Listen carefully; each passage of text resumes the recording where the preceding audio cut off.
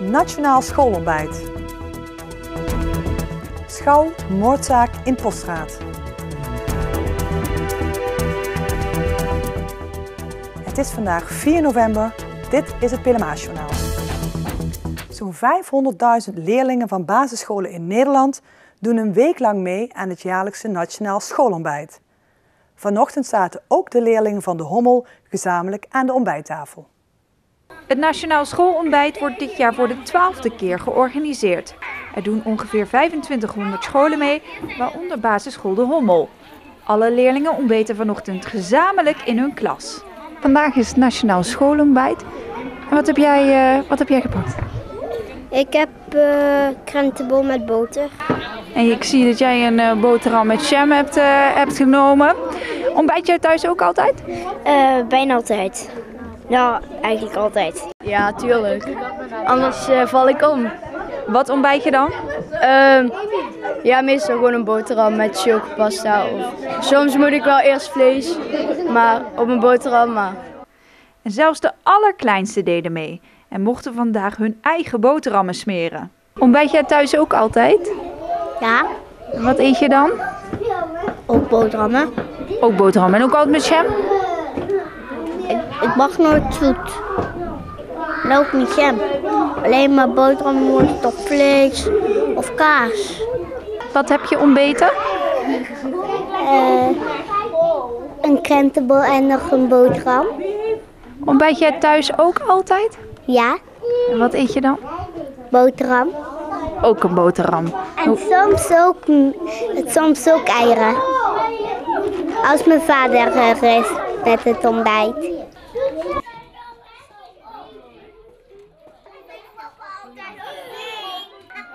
En waarom is het nou zo belangrijk om te ontbijten? Nou ja, dat is de meeste energie voor de dag. Daar haal je de meeste energie uit. Dat je anders niet genoeg energie hebt en je dan niet goed kan spelen en leren. Ja, anders dan ben je niet gezond. Als je niet ontbijt, dan ben je gewoon niet gezond. En het is gewoon belangrijk. Verschil met voorgaande jaren was dat de keuze in beleg dit jaar beperkter was. Voedselwaakhond Foodwash trok vorig jaar namelijk aan de bel omdat zij vonden dat het schoolontbijt te ongezond was. En daarom stond er vandaag geen pindakaas, chocopasta of hagelslag op tafel. Iets dat een aantal leerlingen wel spijtig vond. Ik vind het wel jammer, maar maakt niet zoveel uit. Nee. Kan je morgen thuis zelf weer nemen? Ja. Ja, ik vind het eigenlijk wel dat ze een beetje aanstellen, want zo erg ongezond is het ook wel niet. Als je gewoon eerst een boterham pakt met iets gezond en daarna iets met iets anders, dan vind ik het niet zo erg.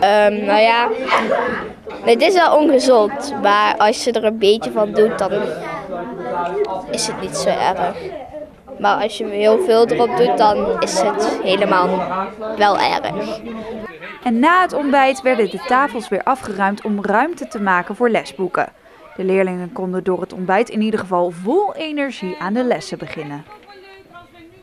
Het was dinsdag een drukte van belang in en om de loods van de voormalige hennepkwekerij aan de Poststraat in Venray. Tijdens een zogeheten schouw werd het pand bezocht door de rechter, het Openbaar Ministerie en de verdachte om te zien wat zich daar in 2006 precies heeft afgespeeld. Omdat beide verdachten bij de schouw aanwezig waren, werden op grootschalige wijze veiligheidsmaatregelen getroffen. Lau Gerards en medeverdachte Geert G. staan terecht voor de dood van Fouad Bendella en Karim Fourkour. De jonge mannen werden in mei 2006 doodgeschoten tijdens een inbraak in een hennepkwekerij in het centrum van Venray.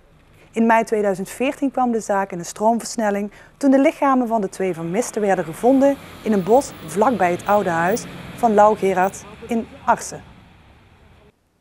Venray is over het algemeen de afgelopen jaren veiliger geworden. Maar er zijn nog genoeg punten die zorg nodig hebben. Dat blijkt uit de kadernota Integraal Veiligheidsbeleid 2015-2018. Die is opgesteld om een aantal prioriteiten als het gaat om veiligheid binnen de gemeente vast te stellen. Over het algemeen is Venray de afgelopen jaren wel veiliger geworden, stelt burgemeester Hans Gielissen. Dat blijkt uit een daling binnen een aantal vormen van criminaliteit. We zien het onder andere in incidenten waarin er sprake is van geweld, intimidatie, vervelende incidenten op de straat. Ook de woninginbraken de afgelopen tijd neemt gelukkig weer af. Maar het blijft vaak weer op en neer gaan. Maar we zien over de grote linie een daling van het aantal vervelende dingen. Maar op een aantal andere onderdelen zien we weer een stijging. Zakkenrollerij bijvoorbeeld, berovingen op straat. Dat neemt helaas wat toe. Uit de gebiedscan van de gemeente over 2013 blijkt dat een andere opvallende stijger overlast door drank en drugs is. Vermoedelijk veroorzaakt door onder andere cliënten van de geestelijke gezondheidszorg die steeds sneller en vaker in woonwijken geplaatst worden. Nou ja, vooral niet in paniek raken. En het is ook niet zozeer een kwestie van die mensen kunnen niet meer zeg maar in een internaatachtige situatie terecht. Het is ook landelijk beleid.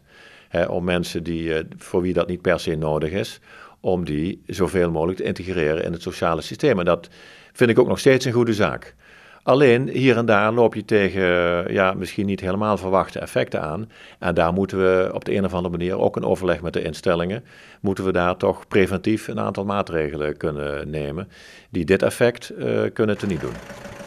Een andere belangrijke pijler in de kadernota is jeugd en veiligheid.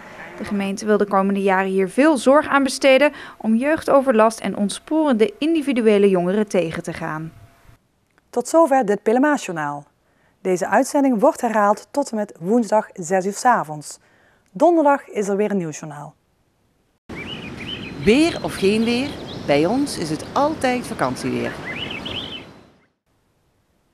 Aankomende nacht is het bewolkt en geruime tijd droog.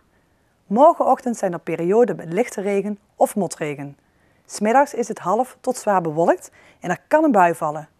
Het wordt maximaal 12 graden. Dankjewel voor het kijken en heel graag tot donderdag.